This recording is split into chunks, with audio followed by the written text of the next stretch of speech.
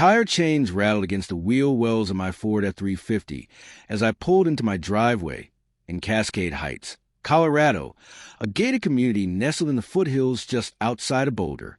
It was January 2025, and we had just gotten slammed with 18 in a fresh powder overnight.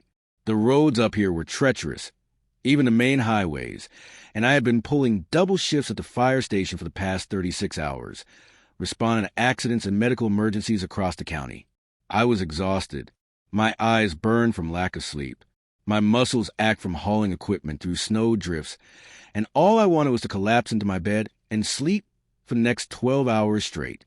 I had barely turned off the engine when I saw her marching across the pristine snow in my front yard, her boots leaving angry marks in the white blanket. Patricia Morrison, the HOA president, bundled up in a designer coat that probably cost more than my monthly mortgage payment. I groaned and rested my forehead against the steering wheel for just a moment before forcing myself out of the truck. The cold air hit me like a slap, and I could see my breath forming clouds in front of my face. "Jeremy Hutchinson," Patricia called out, her voice sharp enough to cut through the winter wind. "We need to talk about those chains on your vehicle." I stood there in my station uniform covered in salt stains and who knows what else from the past day and a half, and tried to process what she was saying. "Madam, I just got off a 36-hour shift. Can this wait?" "No, it cannot wait." She stopped a few feet from me, her perfectly manicured hand clutching a folder that I recognized immediately. The HOA bylaws. My heart sank. Section 7. Subsection 4 clearly states that chains, studded tires, or any equipment that could damage the pristine asphalt surfaces of our community roads are strictly prohibited. "Patricia, I'm a paramedic and firefighter. I need those chains to get in and out of the neighborhood safely during weather like this. The roads up here are a mess." "That's not my problem," she said, flipping through the folder with practiced efficiency. "The rules apply to everyone equally. I don't care if you're a firefighter, a doctor, or the President of the United States. Those chains come off or you'll face a fine of $500 per day until they're removed." I rubbed my face with both hands trying to maintain my composure. "You realize that if there's an emergency and I can't respond because I'm stuck on these icy roads, people could die, right?" "Don't be so dramatic," Patricia said, waving her hand dismissively. "We have emergency services. That's what 911 is for." "I am emergency services," I said, my voice rising despite my best efforts to stay calm. "I'm one of the people who shows up when you call 911.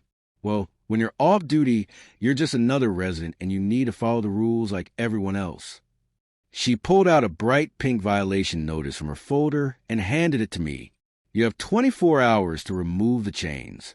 Consider this your official warning." I took the notice, too tired to argue anymore.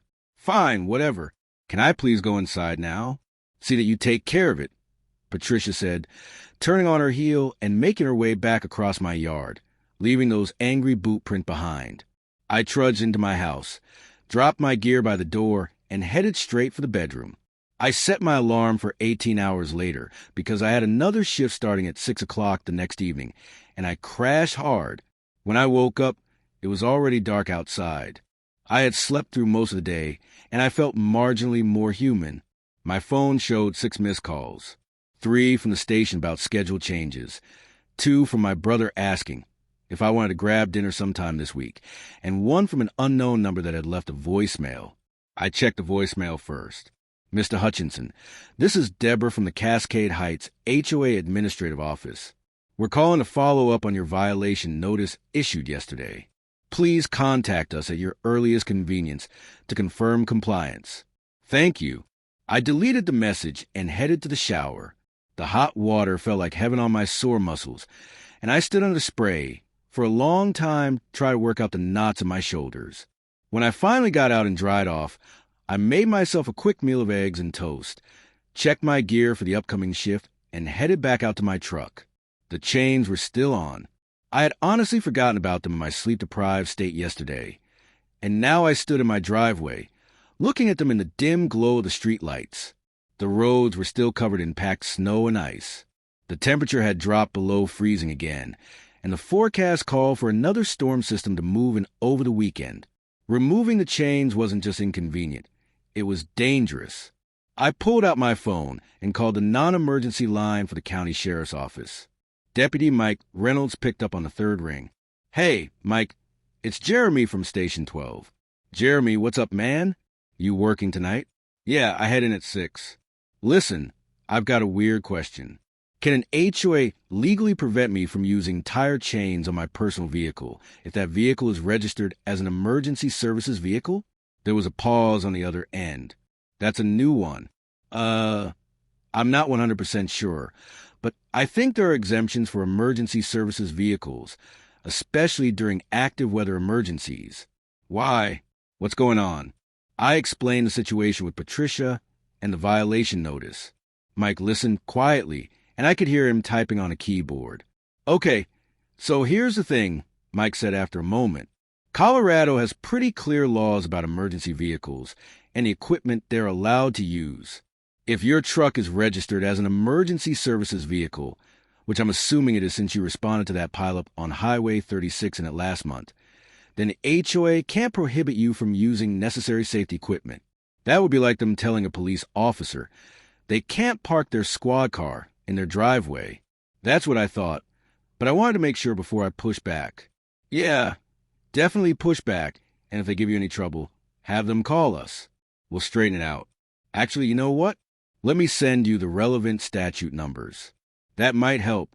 "Thanks, Mike. I appreciate it." "No problem. Stay safe out there tonight." I hung up and felt a small sense of relief. At least I had the law on my side. But I knew Patricia Morrison well enough to know that logic and legality didn't always sway her when she had decided something was against HOA rules.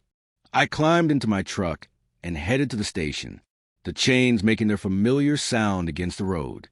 The drive was treacherous. Even with the chains, several cars had slid off into ditches along the way, and I passed 2 accidents where crews were already working. I was grateful for every bite of traction those chains provided. The shift was busy. We responded to 4 calls in the first 6 hours. 2 medical emergencies, 1 carbon monoxide alarm that turned out to be a faulty detector, and 1 car accident where a sedan had wrapped itself around a telephone pole. The driver walked away with minor injuries, which was a miracle. By the time dawn broke, I was running on coffee and adrenaline again. When I got home at 8 the next morning, there was another notice on my